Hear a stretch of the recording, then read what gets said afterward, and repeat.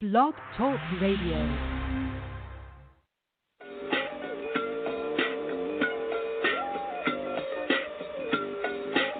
Yo, what's up, world? It's badass thugging like I usually do, and you better turn it up, bust some speakers out, cause we off the motherfucking cuff. You dig how we do it? Dog Pound Gangsters 2000 and beyond. Blah. Yo, check this out. This is your girl, Cola Vogue, and I'm chilling with my boys right here on Off the Cuff Radio. Cause we off the cuff right now. You dig? That. What's up? It's your boy Lil Yap from UNLV, bragging up from the river, cooling with my homies and my family at Off the Cuff Radio. Y'all be sure to tune in on Fridays and get the latest scoop and find out what's happening. You heard me? Tiffany Lavon. And it's Queen Crazy, your girl's favorite bartender. And we're from Sex on the Rocks podcast. Alright, you're now tuning in to Off the Cuff Radio. Yeah, because they keep representing that real hip-hop, yo. Much love. Alright. Y'all, this is Miss Irresistible, giving a shout out to the livest show on Friday nights Off the Cuff Radio. And I'm live from the 704. Make sure y'all tune in for the blazing hot music. Hey y'all, this is Stacey Lachey, giving a shout out to King Eric and Off the Cuff Radio. What's shaking, y'all?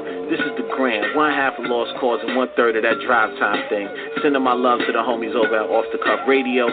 Tune in every Friday night for some real deal hip-hop conversation. These dudes are the connoisseurs of this thing. You already know what it is. BX Stand Up, Hud City, we're shaking. Peace.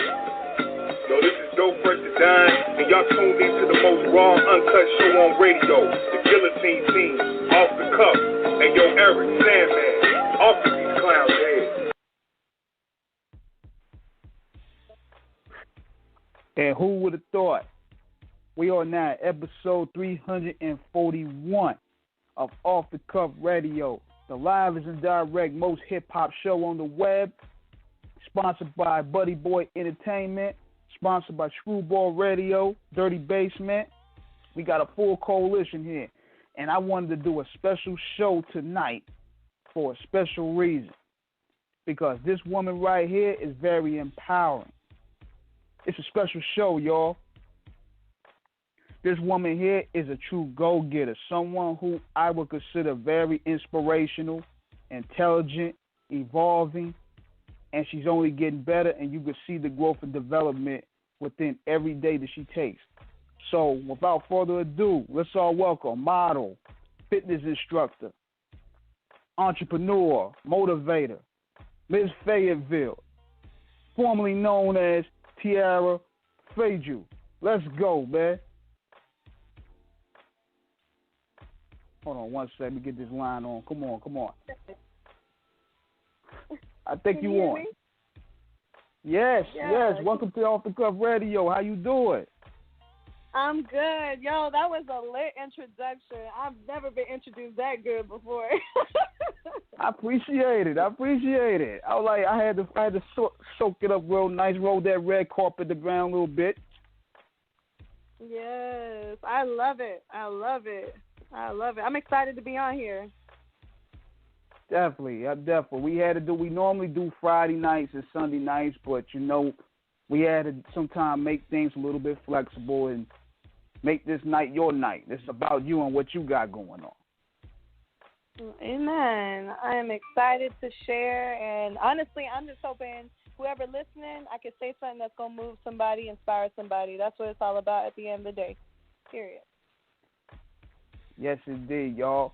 So if anybody want to call up, give a shout out, give us donations or whatever, the call number is 516-531-9596. So without further ado, the floor is yours. Tell us about yourself and give the world a full introduction of who you are.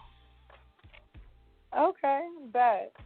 Well, hey, everybody that's tuning in. My name is TIARA Feyyoo, and honestly, again, it's an honor to be on here because Off the Cuff Radio, it's crazy. But I'm 25 years old. I am a single mom of a 4-year-old. She just turned 4, and I am a full-time entrepreneur. I have a skincare business called Facialty that I've had for a year now. I just launched my modeling brand called FEYJOO Modeling. I've been modeling since I was a teen. And I love working out, like he was saying. I love working out. I always post my workout vids and stuff. A lot of people ask me about that. I need to get certified, like, for real, if we're really talking. But God put me on here to motivate and to inspire. I know it's a part of my calling. So that's why I'm really excited to talk to y'all tonight, because I'm hoping you ask me some juicy stuff when I could just share, some knowledge. That's it. Yeah, and you know what? I caught that because you told, look, you need to get that blue check mark. They need to make an exception for that, because they're saying that if you need a blue check mark, you need to have at least 10,000 followers. But you an influencer, so that's like they need to bring the rules a little bit. I need to figure out how to get 10,000 followers, because honestly, I feel like I should have 10,000 followers. I'm gonna figure it out though. For real. Oh yeah, we're gonna get to the meat and potatoes of that anyway. It's just a matter of just it's just a matter of just figuring out the loophole, because everything is a loophole, especially when you're in the tech business, especially when you're making that journey of entrepreneurship. Like, what was your calling, or made you wanted to take that route one day? Shoot, as soon as I found out what it was, and this about how big it is for America. Like, if you live in the United States of America, you got to own something, because we have the ability to own something. Other countries, you can't. You have an opportunity to be a millionaire. You have an opportunity to pass something down to your kids. There's other places and people that can't do that. So when I figured out the whole education part behind it, being an entrepreneur, and the type of different money that you can make in this country legally, we ain't going to get into illegally, I knew that I needed to hop on the wave, period. So, yeah, that's why I decided to be an entrepreneur, because I want to create generational wealth. I'm trying to live my best life. Yeah, and plus, with the way this world is moving right now, it's forcing people, if anything, to take on entrepreneurship. Because, these jobs are just, getting crushed. Yeah, times are changing. We don't live in the industrial age no more, where everybody had a job and that was the way to make it, and you could retire at a certain age, blah, blah, blah. We in the information age now, and the internet is the move, and the internet is replacing, as you can see, a lot of jobs and things like that. So you gotta keep up with times. You know what I'm saying? And a lot of things, like, we're still stuck with our education system is still stuck in those times where they teach us that type of stuff, like just get a job and you're going to make it. Like, no, baby, times have changed. You got to create something for yourself. That's why Forex is popping so much, because that's what they're teaching is, generational wealth and stuff like that, investing into yourself. And there's an old slogan that they use these days, and not only with modern technology, but just the way the world is moving now. It's called adapt or die. We even see it in the music business. I like that. If you either you adapt or you just get swallowed. And with the way the music business is changing, because we're involved in that as well. Everything is going pretty much digital. Right. Absolutely. That's what I'm saying. So that whole adapt, you got to adapt to all different. You got to be basically like a chameleon. Yes. And you got to be careful who you listen to, because your parents might mean you well, your grandparents might mean you well, but you got to understand where they come from, and what they learned was a whole different time and generation. So if they trying to preach to you some old stuff that don't adapt or, fits into where we're at right now, you got to be able to recognize that immediately and listen to people that's where you want to be, or that knows what they're talking about, or that your generation and they there because they understand, I mean, this generation that's younger than us, they got it more down packed than us because they're into it more, if that makes sense. You know what I mean? Yeah, I agree. And I think it's also a fact that they're not they're not afraid of looking dumb, because sometimes the older generation, they have, like what I have called, they have that pride issue. Like, they don't want to look like they're behind the game, and, you know, they don't want to look dumb. But at the same time, it's better to, you know, jump into those waters. You got to take, you got to jump in those waters and swim. Yeah, absolutely. Be willing to take risks. Be willing to look dumb. Absolutely. Now, let me ask you this, too, about risk-taking. Now, let's see. Yeah. Do you think that plays a role why a lot of people are afraid of entrepreneurship? Of course. Of course. I mean, the stats, let alone, will tell you. I remember reading Rich Dad, Poor Dad. That was the first book that put me on to reading. And most people have read that book, so you're going to understand what I'm saying. But the cash flow quadrant, 95% of this country is employed. They're working for somebody else, or they're just self-employed, or they're employed. You know what I'm saying? They got to work for their money. But 95% of the money and the people got money working for them. So that's like, think of all the people that you know. That's almost either everybody you know or almost everybody you know that's just working for a job. You're going to do the common. You're going to do what the masses are doing until you know otherwise, and you have to be willing to take that risk, you know? So it's unfamiliar, really, unless you grew up into it. I know I didn't. And not to mention the fact that it could be scary in a way, because you're taking your own money, you're taking your own life at hands, and you just rolling the dice. But then again, complacency is the worst thing. Yes, the worst thing. What Future say? Don't get too comfortable. He said, "Don't get too comfortable." I'm telling you, you know what? I'm gonna tell you something. Uncle told me this. He said that comfortability can lead to poverty. Say it again. He said he told me one day. He said, "Don't ever get too comfortable, because comfortability can lead to poverty." And a lot of people, a lot of people get too relaxed and comfortable in their situation, and then they could just lose everything just off either a bad investment, or just, you know, being too caught up in their own situation and not trying to evolve, because the world is changing every day. It has to be a balance in between celebrating your little wins and also staying uncomfortable, because you could be uncomfortable to the point where you never recognize your accomplishments, and you're always never satisfied or happy. I feel like it's important to be satisfied and to be grateful, but never get comfortable, like you said. Never get comfortable, because if you're not growing, you're going backwards. There's no being stagnant. There's no such thing. If you ain't growing, you're going backwards. That's how I look at it. That's a fact, y'all. Yeah, we 13 minutes in, and we giving y'all a lot of motivational gems right here, man. I'm like, look, we might have to do a pay-per-view. We giving y'all motivational gems at the first 13 minutes of the show, so I might have to do a pay-per-view special, charging y'all $49.99. Make sure I get my cut now. Oh, you know I got you. But going back to you, because this the show is all about you. So where are you originally from? I'm from the Ville, Fayetteville, North Carolina. J. Cole said it best. We got to put Ville back on the map. I'm born and raised here, so yep. Now tell the masses about Fayetteville, because a lot of people don't realize that Fayetteville actually have a culture, because they thinking that Fayetteville is just an army-based, segregated state, city from the Carolinas, but it has a culture there. Yeah. Yep.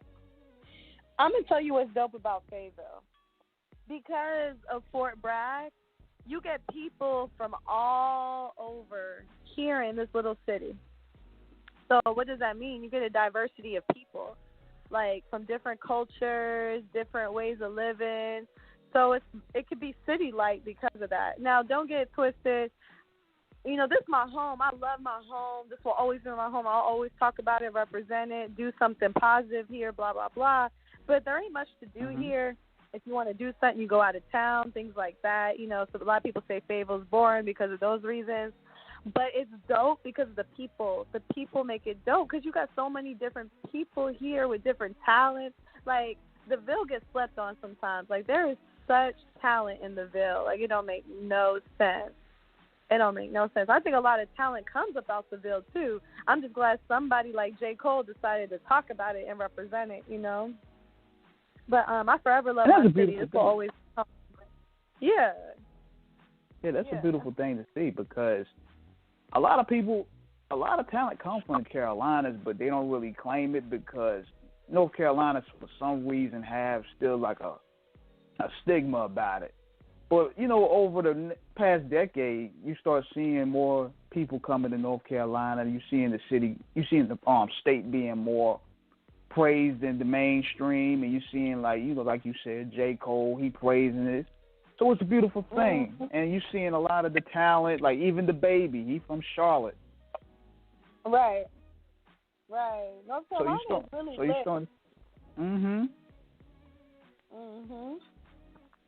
You're starting to see a whole diverse of gumbo. That's nice, though. Yeah, all different flavors. I'll be ready to go out of town, what I'm saying? I'll be ready to travel, I'll be ready to get out. It's always going to be home. I'll be ready to get out, travel. Yeah, because sometimes in the Carolinas, the Carolinas, they always was looked upon as a place where people retire. It's like a retirement state. It's not really a rah-rah type state. Yeah. And that's what most families do. And then you get people like me that's native here, but the only reason they're here is because their parents. Now, see, my parents are from the city. My dad's from Brooklyn. My mom's from Toronto, so they both from the city. You got two people from the north that settled here, then they had me. All different combinations, and they birthed a Jew. Yeah. So it's like I feel like a mix sometimes, like I have city somewhere in my spirit, but I'm a country girl because I'm from the South, I guess, per se. So now, if you're talking to somebody from Atlanta, that's you adapted from getting adapted in two different worlds. Right. Now, if you're talking to someone that's from Atlanta or Louisiana, they'll be like, "Oh, nah, she ain't from the South. But Fayetteville's Southern in a way. It's in a way, especially if you in Lumberton, though. Yeah. Oh man, Lumberton is deep country, y'all. For y'all coming into North Carolina, you better bring some ham hocks and some pork and some chitlins, because Lumberton is country. Red Springs. Yep, Red Springs. We buy all that. So.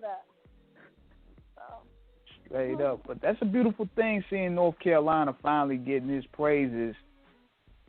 Because, we've been slept on for a long time. We've been slept on for a very long time. Michael Jordan? Yes, Michael Jordan. We got Michael Jordan coming from here. We had Jodeci, the R&B group, came from here. I didn't even know that. See, we learned everything new on Off the Cuff Radio. Big facts. I love it, though. I think it's good, though, to move around. So. You know what's good about Fayetteville? Because I saw the flyer that you posted. Is that y'all have the entrepreneur spirit. Like, tell us about that Black Wall Street get down that y'all had out there a couple weeks ago. Yeah, shout out to Jazz Tat, 360 Wellness, North Carolina. She's a big-time entrepreneur in the Fayetteville area. She's also a North Carolina lobbyist. I'm really thankful to have networked with her and her to give me the opportunity to be a part of that.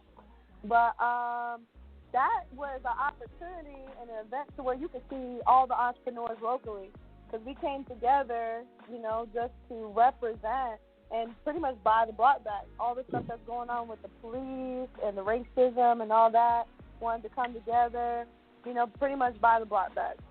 And show that we out here and build our businesses, because it starts with us, And Jazz gets all the praise for that. I was just lucky to be a part of it, to know people, to network, things like that.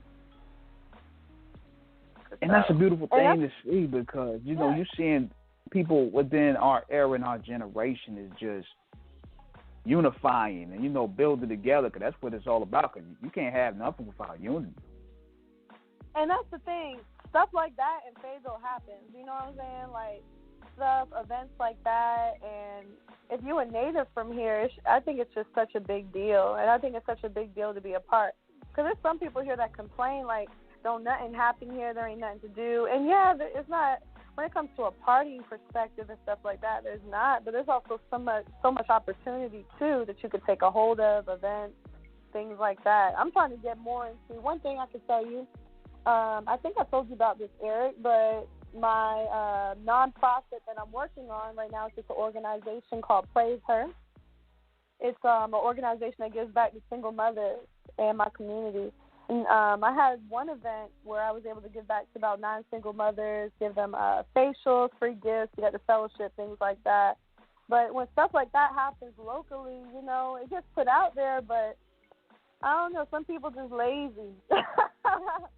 You know what I'm saying? We got to keep it blunt and honest. Because you know you have an issue with people with, you know, not only laziness but also jealousy. The jealousy factor is a heavy thing. That's why I think holds the city back from its real potential growth. Because one of the main goals that even I feel I had, and I feel you probably feel the same way, is making like North Carolina the melting pot where people could have to come in and see us. Like, we ain't got to go out to New York. We ain't got to go out to L.A. or go out to Atlanta. They got to come to us. Right. Absolutely. And we all have the tools and the voices to create that. But, you know, there's a lot of ego involved, especially in Raleigh. It's the worst. I believe it.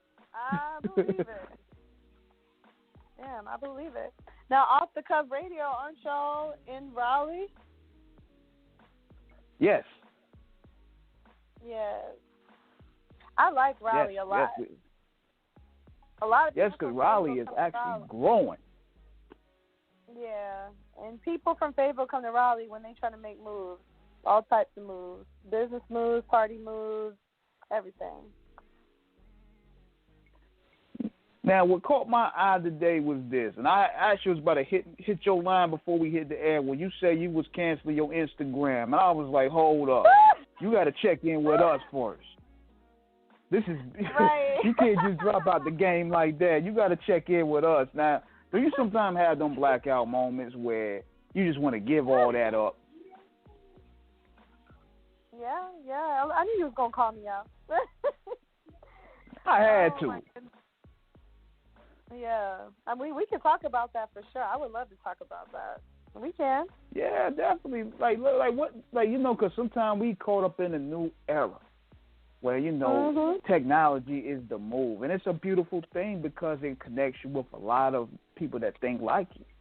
But it also creates a lot of skepticism. Like, what do you feel like the pros and cons of social media today, especially for women? Yeah. It's so competitive, and it's so easy to get jealous or to feel like you're not doing enough, and I feel like I got into a place to where I understand this has to be, my social media has to be for 2 things, and that is it. It is for inspiration, and you could say inspiration, motivation, same category, right? Second thing, business. So promotion. And that's it. I'm not on there to have fun, have a good time, because 2 reasons. Number 1, I ain't got time for that. You know what I'm saying? Like, I'd rather be focused on hitting my dreams and goals. You know what I'm saying? I'd rather be focused. I don't got time to get distracted. Yeah, you make time to have fun, but this is where the second reason comes in. I don't got time. I got to keep my mind right. I don't got time to be getting in my feelings, or for my natural human emotions to play effect of me being on social media, because I don't care who you is. You can have enough ego to say, oh, I'm fine, I can get on there and blah, blah, blah. If you on there long enough, baby boy, baby girl, you're going to start feeling some type of way. Especially if you're watching people that you know or you grew up with. I'm just keeping it 100 now. You know? Go ahead. For me, For me, I wanted to delete it for a second because I wanted to get away. Like, I'm tired of people trying to see what I had going on and then me seeing what y'all got going on. Because sometimes, I'm going to keep it real again, I'm human. Sometimes I feel like I'm not doing enough or I'm not on my P's and Q's. So I want to delete my Instagram for a second to get away. Like, let me not get distracted, not be in my feelings, let me get right. But I'm one of those type of people, I realize, that God ordained to be used for inspiration, motivation. So I have to have my boundaries with social media. But also God wants me to use it as a tool to inspire and motivate. So it's about balance. It's about boundaries. It's about try, fail, adjust. But I got to make sure I'm not on there just scrolling because it's not healthy. And it's not going to help me in any way, if that makes sense. That makes a whole lot of sense because now you also told me that you don't watch a lot of TV. I understand that because the idiot box is full of idiots now. And it's not really enlightening. Yes. And it's crazy because I just was under the weather, too. And I think that's what put me in my feelings. I'm so used to being on the go and doing so much. So when I got sick, I didn't have corona, praise God. But I was sick and, I was on bed rest and stuff. I watched a lot of TV. And I never, ever do that. Yeah, I never do that. And it could be addicting. You got to be careful with that. Crazy, especially though, when you're going through it when you're going through it in a certain day. Oh yeah. And there's some good stuff out there. I think it's good to every once in a while watch a movie or something if you have the time when it's your free time. I think it's important to schedule that free time, enjoy yourself. You can watch a movie, maybe catch up on a season. But if you're serious about your dreams and goals, if you want to be a millionaire, if you want to make six figures, blah, blah, blah, not be average, you can't be watching TV every day. That's my opinion. You can't. You can't. You know what? Yeah. And you're right about that. You're right about that because it also depends on what you're watching. Like if you watching like stuff that's gonna elevate you and information that you learn about, like podcasts. Your podcasts. YouTube, like something like with me. Towards that. I wake up in the morning and listen to me first. That's just me. That's lit. I like that. You listen to you. I like that. Yeah, because you want to know why I like that? Why is that? Let me tell you why I like that. I like that because you're reminding yourself who you are. Like you're a king, right? Right? Yes. You're a king. And it's easy for the enemy to get in our heads and try to lie to us and tell us who we are not.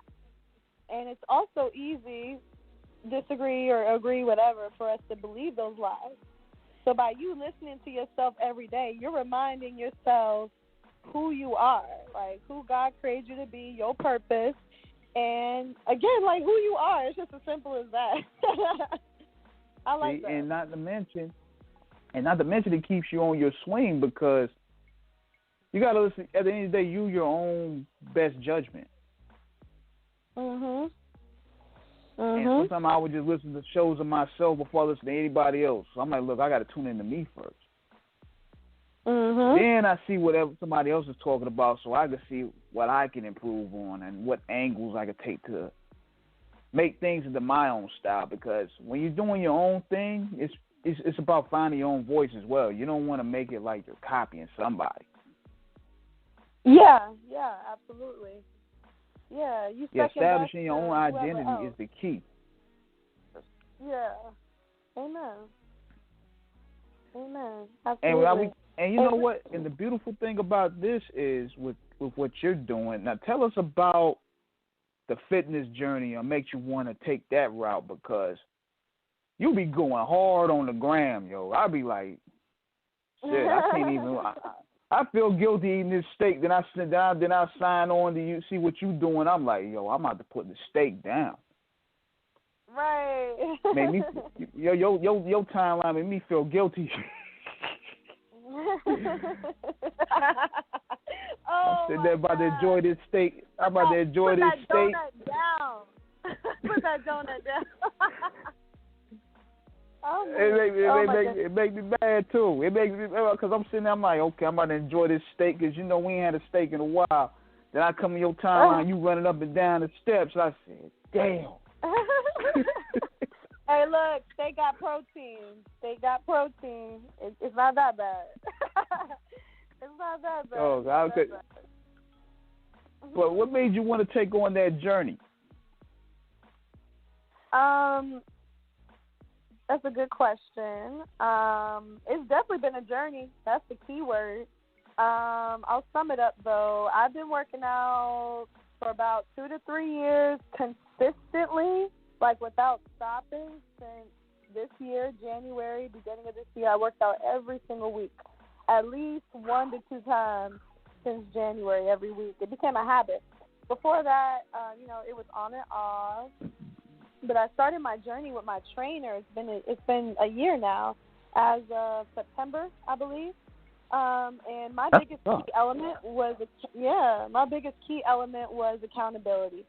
I think accountability is the answer. Some people are built different to where maybe it's something else. It's a discipline issue, whatever the case may be. But for me, accountability.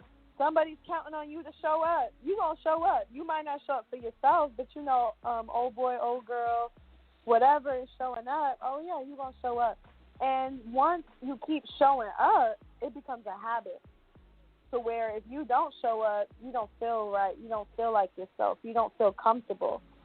So you want to make it a habit. They say it takes 21 days for something to become a habit. So, stay consistent as long as you can to where it don't feel right unless you do it. So for me, working out changed my entire life because it helped me overcome things. I learned things about myself that I didn't know until I started working out because my trainer taught me how to overcome some limitations I had in my mind. Because once you get to that place where you working out and you about to cry and you still keep going anyway, or you just crossed the barrier. You just broke. What is it called? I'm trying to think of the words, but you just overcame a limitation. You know what I'm saying? So you just found out a new part of yourself because the mind is stronger than the body. The body's going to do what the mind tells you to do. Your body might be crying and aching, but if you keep going anyways, you're going to break some barriers, So that's why I love it. And in most cases, the beginning stages, I hear, be the roughest. Because, you're going into it's like you're going into the ring. Yeah, it's not made for the weak. And I don't mean weak physically. I mean weak mentally. But anybody can do it. Anybody can do it. Anybody can do it. I'll say that again. Anybody can do it. You just have to want it bad enough. You have to want it bad enough. And that accountability is the icing on the cake. For anybody that's listening, you serious about working out, you're serious about starting a business, you're serious about a relationship, you're serious about anything, get accountability in your life, and the game is over for it. And that's me speaking to myself, too. Anything I want to pursue, get some accountability in there. Get somebody that knows your dreams and goals and that's where in life where you want to be at. Then, you know what I'm saying, they can hold you accountable. I think accountability is one of the greatest things ever, really. And one of the biggest challenges is finding people that's going to be honest with you. Because I agree. we live in such a camouflage era where you have people that you think they're for you, but they're really not for you. They're rooting against you. And sometimes you don't find out till it's too late. I agree, but I also want to add something to that, if that's okay. Well, let's go ahead. Yeah, I think a part of it is your environment. Like, if that's the case, the only people that's around you is people that, if there's nobody around you that's like, how can I say it? So, no, you know where you're at. If you're the smartest person in the room, there's a problem, right? And if you know that every environment you're going, everybody is lower than you. And I'm not better than nobody. But at the same time, I'm going to surround myself around people that are in life where I want to be at. They got more money than me maybe, or they're winning and maybe this girl is more fit than me. I don't want to be around a whole bunch of, like, I ain't got nothing against fat people. Don't get it twisted.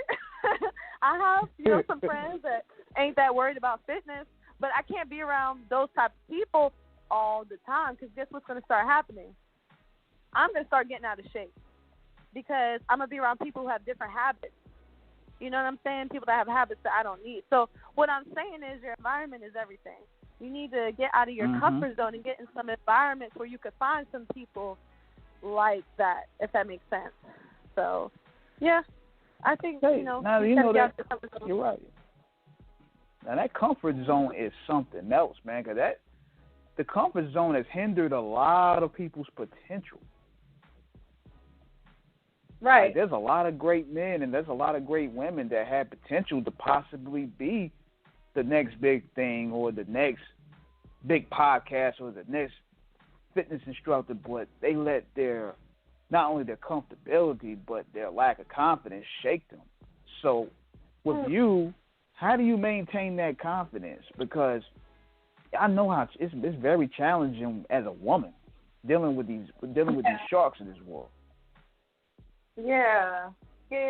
So repeat the question for me one more time because I want to make sure I answer it correctly. Yeah, I'm gonna phrase it different. So with you being a woman and you told me that you stay confident, you stay confidently sharp, but in this world it could break your confidence easy. It could be through social media, it could be through competition on your job or your job title. Like how you maintain that confidence for those who are struggling to maintain to get that confidence? For any listener out there that's struggling with confidence right now? That's a good question. Not to get off subject, because I'm not. I promise I'm staying on point when I say this. Oh, go ahead. I got saved when I was 18 years old. I found out who, my Lord and Savior is and everything when I was 18. And before then, I met my mentors. I have mentors in my life, and one thing she complimented me on while I was 17 or I had just turned 18, whatever, you're very confident. And I'm thinking in my head, what does that mean? Like, I am? For real? I never even thought of myself like that. So it was kind of, I guess, naturally already in me. It came out that way, but internally I wasn't. Like, it wasn't in me. Like, I don't know. Like, I didn't think. I thought about the things that, my insecurities, if that makes sense. But after I got saved and I started to learn who my God is and what his word says, I'm beautifully and wonderfully made. Like, praise her. Proverbs 31:31, praise her at the gate. Like, I am beautifully and wonderfully made. Like, God made me perfect. He thinks I'm fine just the way I am. Like, you get what I'm saying? He made me, uniquely me. And I think that's really important when you think about your body, too, us women. Oh, this is a whole nother topic. I'm trying not to get into it, Eric. Oh, go ahead. You good. The floor is yours tonight. People this day and age, everybody want to get their body done. Like, and I'm trying not to touch on it because I still get tempted because I want my body to look a certain way, and I've really made my body look a certain way through working out. And the crazy thing is you can make your body really any way you want to through working out to a certain extent. The booty, the abs, everything, like the guns, the muscles, which is crazy. But we're so impatient. We're in this. I said this in my interview earlier today. We are in a microwave society where we want everything right now versus waiting and being patient and digging for it. You know what I'm saying? Because I said that life is a crock pot. It is. And us women, we start comparing ourselves and like, dang, like I ain't got that booty. I ain't got that chest. I ain't got them hips and curves. Let me go ahead and get it done real quick. Let me go ahead and do this, do that. And I ain't even gonna lie. I'm in that generation and I'm around these women and I've gotten tempted to want to get my butt done. But then I remember the calling that God put on my life and who he says I am and how I'm fine just the way I am.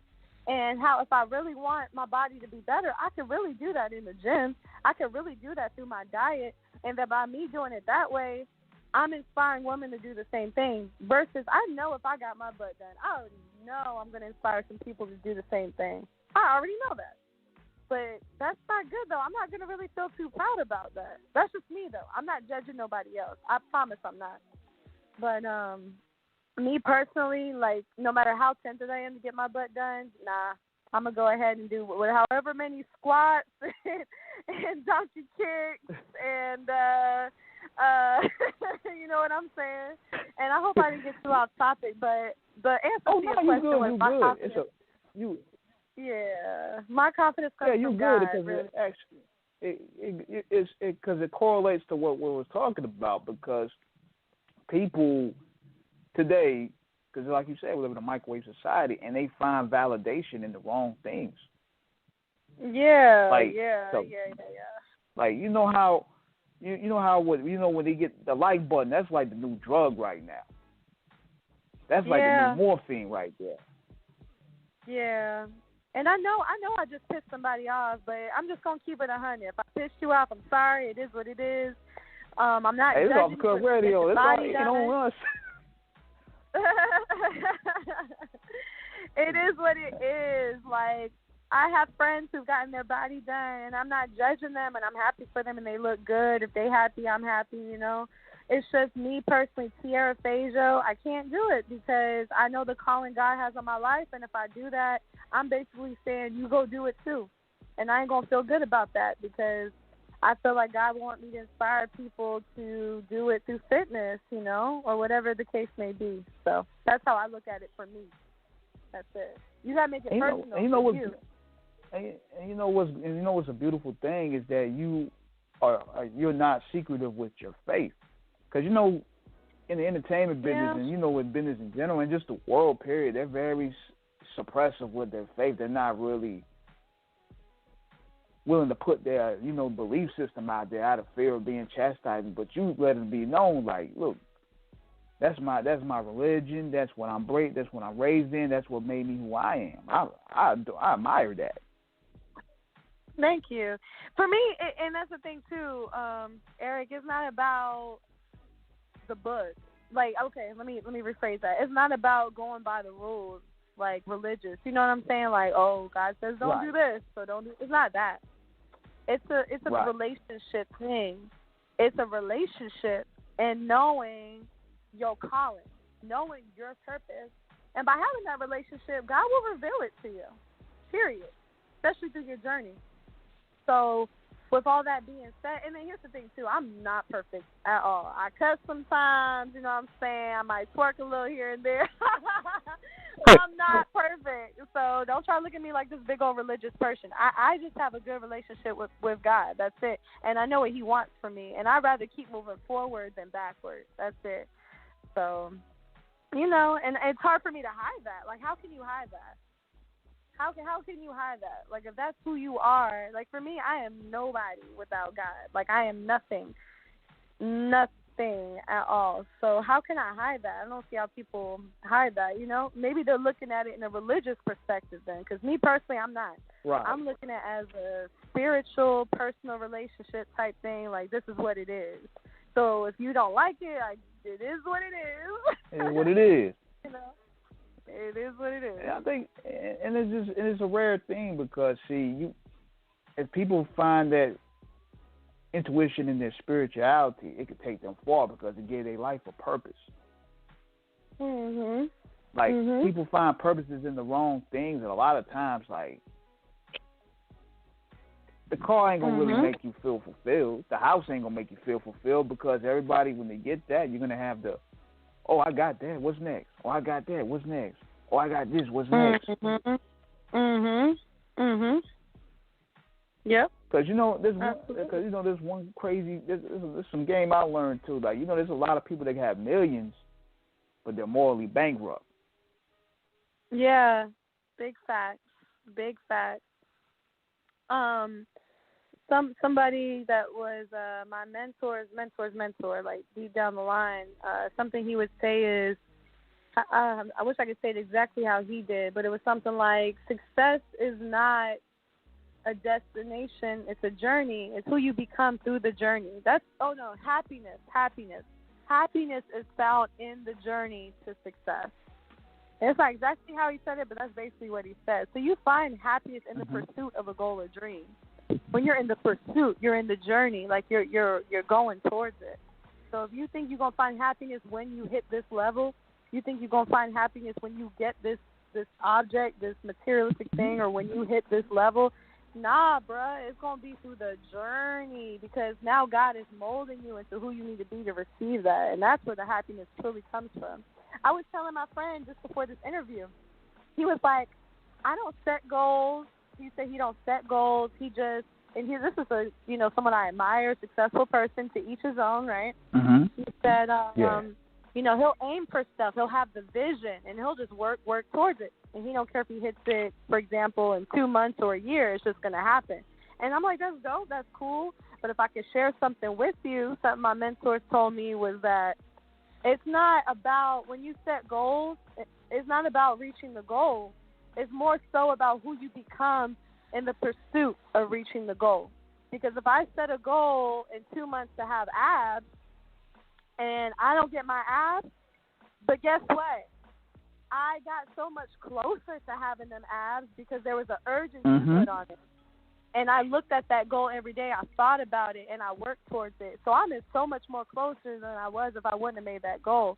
So people get scared and fearful to be discouraged for not hitting the goals. That's why they don't set them. So baby boy, baby girl, it's not just about hitting that goal. It's about getting closer and closer to hitting it. And I'm not saying have the expectancy that you ain't going to hit it.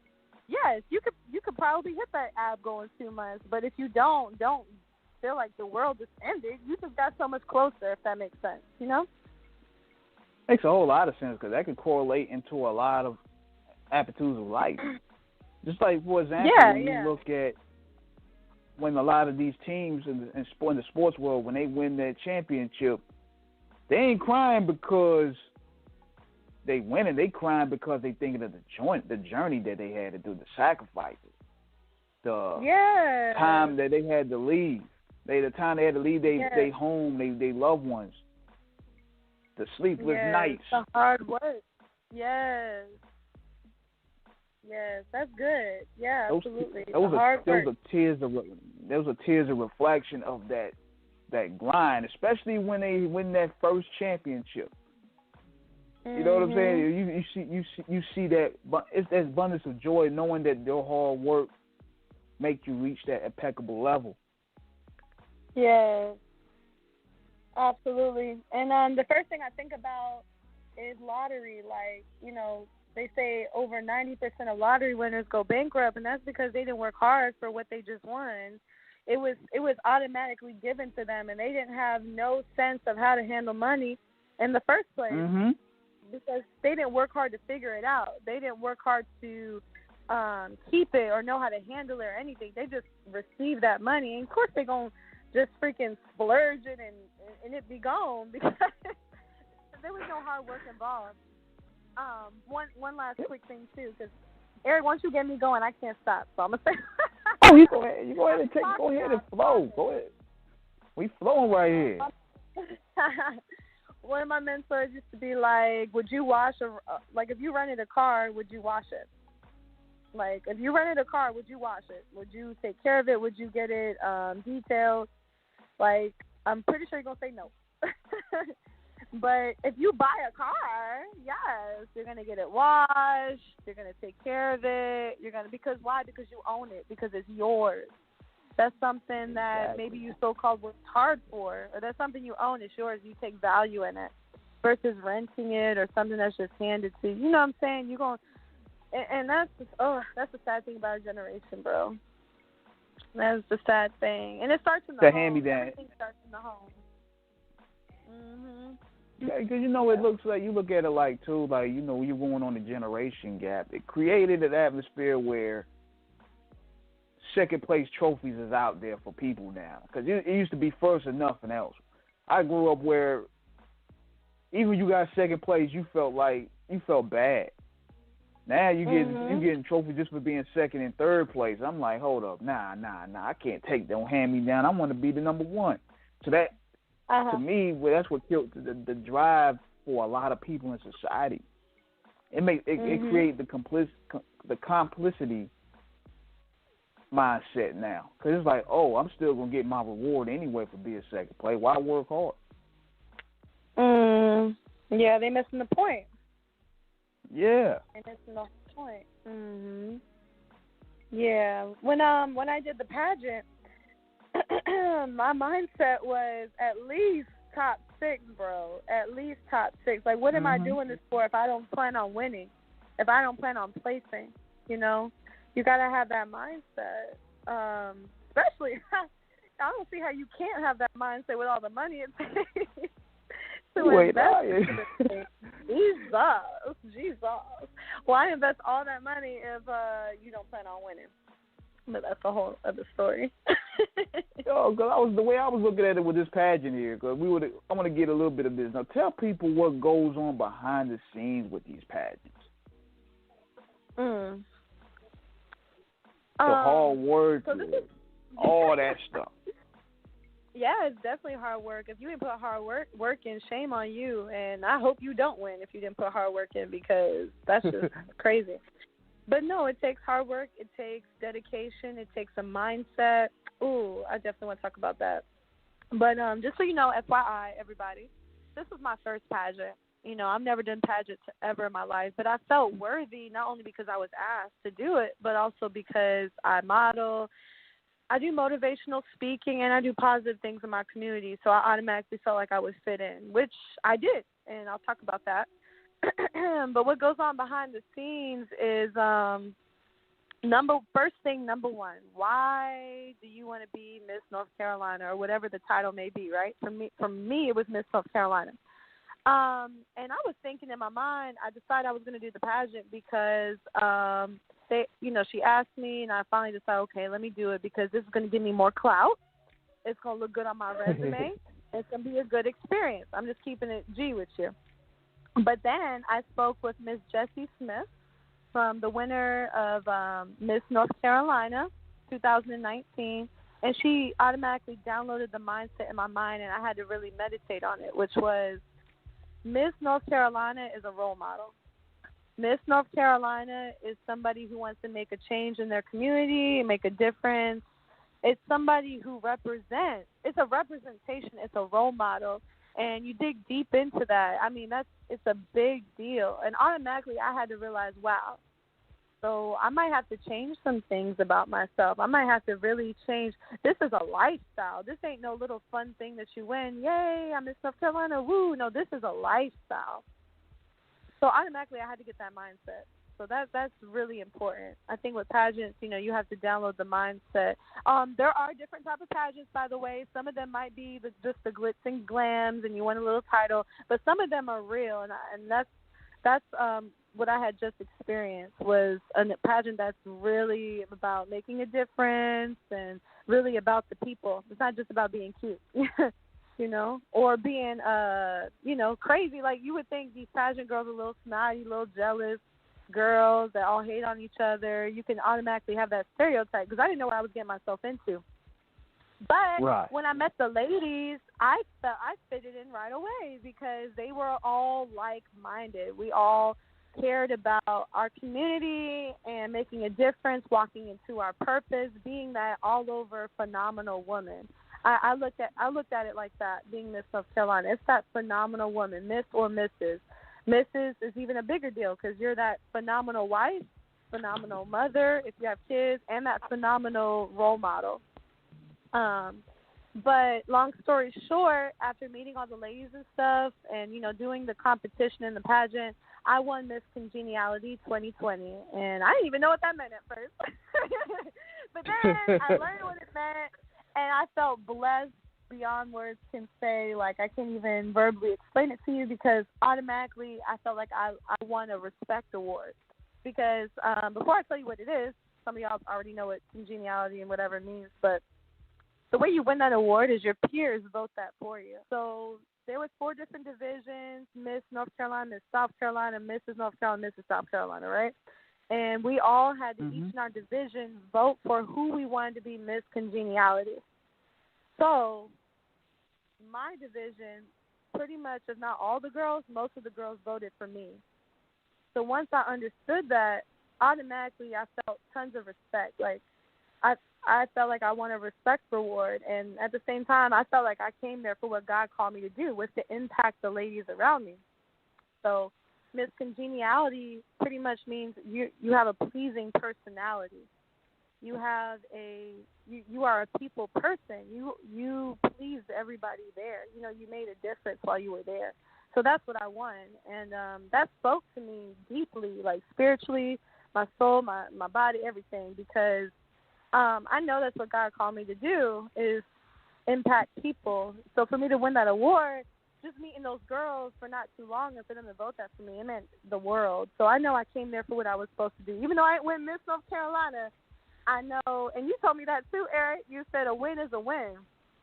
So, yeah, that's yes. Really good. yes, because it's all about taking. It's not only not settling for the trophy, but you know they gave you a trophy that's still a high regard. It ain't second place. It's a high regard based on how you want to position it. Because you could take it and make it like, okay, that's another belt, that's another ring right there. It ain't second place or third place. It got its own identity. Exactly. And for it to be my first pageant and to win an award, I take that as a big W for sure. Because a lot of people, they do pageants, they don't win nothing. Like, their first pageant, nothing. Second pageant, nothing. Third pageant, maybe. Next pageant, I won an award. And the biggest thing I gained from it, besides, you know, the award, blah, blah, blah, yes, the experience, but the love I got from the Ville, I got so much love. So much love from people. So many people voted for me. They donated. I raised over $500 in donations. I've never done nothing like that before, so it took a lot of hard work. Let's get a round of applause for the Ville right here.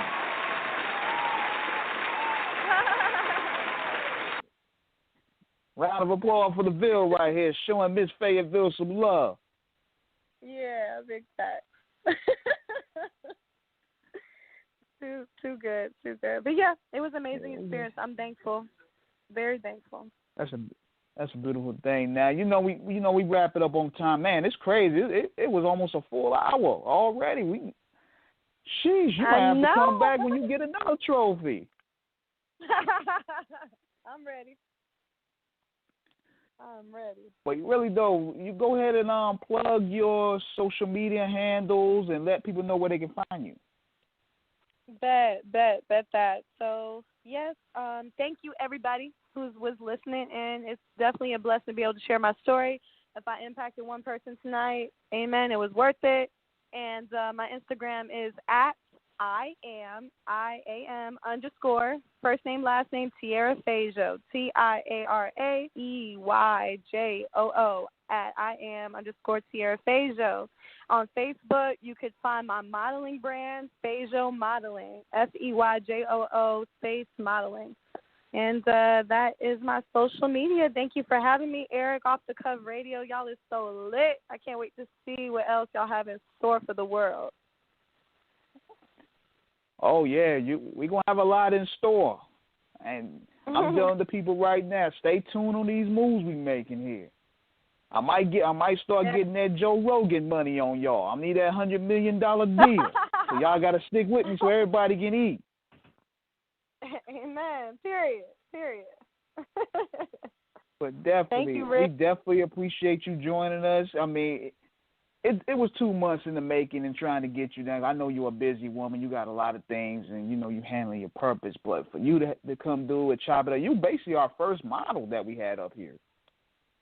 Oh wow, that's huge. That's what's up. That is what's up. And y'all that's why we had to make it. There we go. When we get that T-shirt line out, we will be the first one we holler. Oh yeah, absolutely, without a doubt. You already know I got y'all. That's a fact. No doubt. So big shout out to you. We definitely would love to have you back. When I get the full gang on board next time, it's going to be a lit show. We salute you on everything that you're doing positive for the community and for the Carolinas, and we're behind you 110%. Amen. Thank you, Eric. I can't wait to see more. We're going to do some more business together. You already know that, right? Oh, you already know. We already know. That's why a lot of the haters are getting mad now. Good. Y'all gonna really get angry when you see these future moves. So tune in tomorrow night. We're gonna have West Coast Cam aboard. We're gonna have a lot of other shows going down this October. I'm telling you, I got a packed month with y'all. So stay tuned. Tap in. Follow us on Off the Cuff Radio. Tap in on the YouTube. We done hit 8,000 subscribers. Big salute to us. Hey. And the grind don't stop. You too now. I'll hit you up. Bye, y'all. Peace.